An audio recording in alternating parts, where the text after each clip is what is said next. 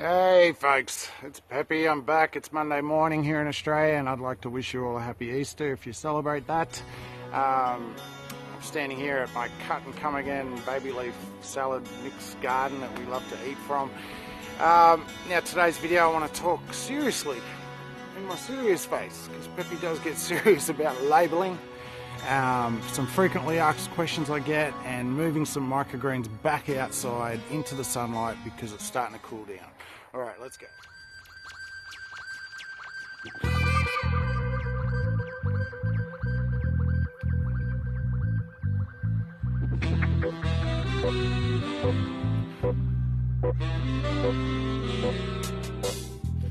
Alright guys, I got my serious face on. Yes, Peppy gets serious at times because this is a serious subject, and labelling is what this part of the video is about.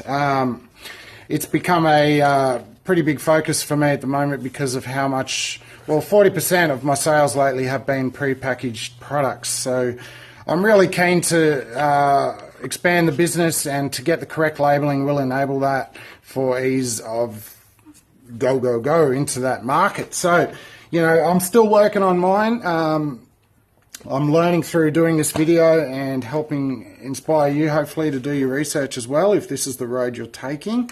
But just briefly before I get into the rules and regs, I've found this Avery. It's a branding, merchandising and promoting sort of package. It comes with sheets of stickers. Mine are all pre-printed, and you can go to their website, punch in the code you get on the back, and they will give you the template to design your label, and then you can save it to your computer, so it's just a click away in the future, which I find pretty cool. Anyway, they're a craft brown recycled look label. The paper's recycled and it's unbleached, so it really suits my ready for it. 50-gram punnet here for one of my products that's made from vegetable oils, and these biodegrade nice and quick under circumstances like underground or in bright light. I think they even start to break down. Anyway, this punnet was designed for a big seller, broccoli microgreens. Request from customers to just have a Pacific microgreen as opposed to my blend that has over 9 varieties in it, most of the time, sometimes 12. But anyway, you know, I'm working on it. I don't comply with everything I'm about to tell you about regulations, but for example, I've put my farm, there it is there, my farm logo. I've labelled what it is. I've written a little blurb that I'll read to you, and some instructions and who I am and how they can get in touch with me. But I've written, you know, just to inspire you, these tasty micros have twice as much vitamin C as spinach and as much as the humble lemon. Pile them on your next meal for an antioxidant hit that's next to none. That's broccoli microgreens. There's a few facts. Our produce is lovingly soil grown, spray free and nourished with rainwater, ready to eat, rinse if desired, and I've got 560farms.com.au and our Australian business number. Now I think by doing that sticker I've met the basic requirements for Australian regulations, but while I mention that, let's get into it. Now labels, you know, they're key components. They're going to help your market, compete against others, etc., etc. So get it good. Hey, like, I'm really working on it lately, and you know, this information I'm about to tell you is sourced from business.gov.au. I'll put the link in the description. It's a website, and look under product labeling for this information. But a major one that's in brief, remember I'm not telling you everything, you can have to go have a look, but make sure it complies with the Competition and Consumer Act 2010. This basically means you can't give false, deceptive or misleading information. That's pretty straightforward to me. I wouldn't do that, so hopefully no one does. But another one to be careful of is the National Trade Measurement Regulations Act 2009. This applies to the position and size of your label. It also goes on about having your name and address on the of the farm or business that you are, so they can contact you with any questions, the customer that is. Another thing you can consider is the country of origin, and that's been effective since the 1st of July 2016 in Australia. That really is important if you're looking for big sales with major supermarkets like me in the future soon. And you know, it really, Australian consumers are now looking for Australian made products more and more, so you know, there's certain rules with that. And another one I wanted to mention is the chemical products labeling. You know, I don't use any chemicals. I've written it's spray free, etc. And you know, you sort of have to say that, you know, I don't know, there's probably particular wording that you'll have to work out for yourself. But in saying about chemical products labeling, I grow my products organically. I'm not certified organic as yet. I've got a lot of work to do to get certification in regards to my setup. It doesn't mean I'm using chemicals. It's just more about, you know, I just want a final setup before I invest thousands of dollars into getting that certification. So I'm doing my best to do things organically, but I think it's important that you can't market your product as organic unless you are certified. So the best way to get around that is spray free, pesticide free, etc., which I do include on all my labels. It kind of sucks, but it's just what you got to do, unfortunately. So in a nutshell, guys, that's it. You know, I'm working hard on my packaging, my labeling to look as organic and beautiful as the product that I sell.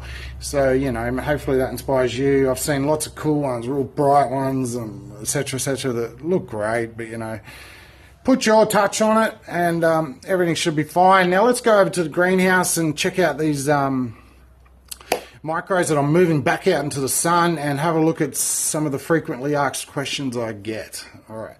As I stand here next to this amaranth I've been raving about lots, look up. It's still...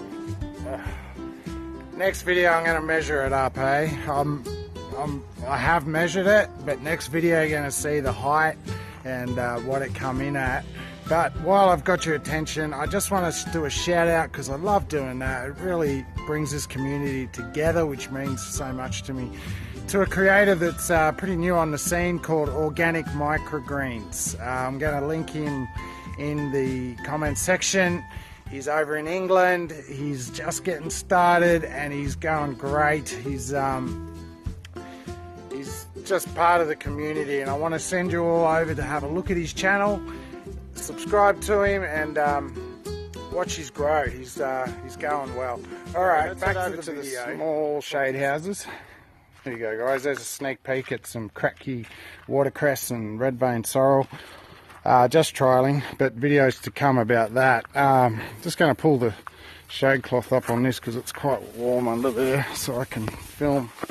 But listen, I've moved some varieties of microgreen back outdoor, and one of them is radish here, red Rambo and China Rose. From experience, guys, I've noticed with sunlight, natural light, the leaves will be bigger and you'll get a lot more colour in your stems and leaves. That's just from experience. Try it yourself sometime if you've got a nice day or week. You can trial your microgreens from growing them under lights. I can't, you know, compare it. It's just so different what sunlight can do as opposed to the fluorescence. But I'm really happy about that. I've also got some beetroots here looking lovely, and they've only been uncovered yesterday, so they've got a lot more filling out to do. I'm using my outdoor garden seedling trays to weight down my sunflowers at the moment that are germinating. Oh, actually no, that's broccoli. I've got some broccoli there, some more there. At the back I've actually got the sunflowers. Yeah, they're got to be ready for Saturday. Under the covers here, I've got some more broccoli. They're all for the broccoli packs that I'm selling a lot of. It's a lovely desert rose flower. Some more broccoli. Under here, I'm using the weight of the red Rambo radish to weight down the sunflowers. Look at that, that'll be uncovered tomorrow. Anyway, I'm going to pull this cover down so we don't get too much glare and talk about something. There's two frequently asked questions I get, and I hope this helps you out if you're ever selling live microgreens. And the first one is, let me just pull this back. Is this mold? You probably even thought it yourself when you first started growing microgreens. What is that? And guys, it's just root hairs. I'll show you some information in a moment. But I have customers come up, they literally pull back my microgreens thinking that they're going to cause an issue with me. Sorry to be negative, but and say, is this mold? You shouldn't be selling if it's moldy. And then the first time I heard this, I actually was stumped for an answer. I knew the answer, but the way I was approached about it really threw me off. Hey, so I've learned the hard way. I get this question probably 3 times per market, and the way you answer them is crucial as to if you're going to get the sale or not. And what we've done is compile this information. It's been summarized from this website here. Pause the video if you want to go have a look for yourself and write that website down or type it in.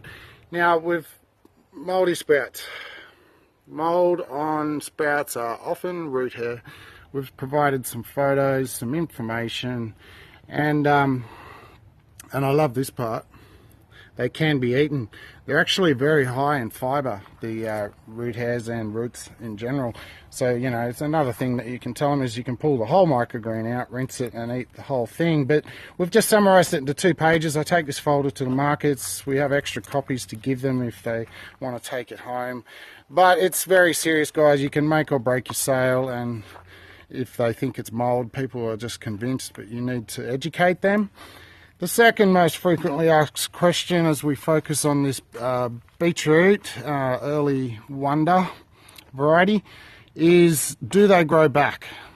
Now, another question that stumped me from the start, being a gardener, I knew that they don't grow back because each plant is a single seed, and basically once you cut it off, it's going to have a hard time regrowing and it will die. But I've tried to tell them no, it's not a perpetual microgreens punnet. That is it, one cut. But if you're lucky, there are seeds in here that that didn't germinate, and especially in the pots and punnets where they're very dense, like amaranth and things, is seeds that didn't germinate. So I say to the customer, after you've finished eating your microgreens, do a few tricks like with your watering and filtered light for them, and they may germinate and you'll get some extra microgreens, and they tend to like that. Otherwise they feel like, you know, I don't know, they want to hear nice things, guys, and be nice to them. The customer's always right. That's what my dad taught me in the restaurant. Anyway, they're my 2 most frequently asked questions. There's a look at my sprouts that I'm bringing outside. Hope you found the video slightly inspiring and informative, and I'll catch you on the next one where we'll look at my setup and some of this crack key systems. And as always, get healthy, get tasty. Talk to you soon. Cheers.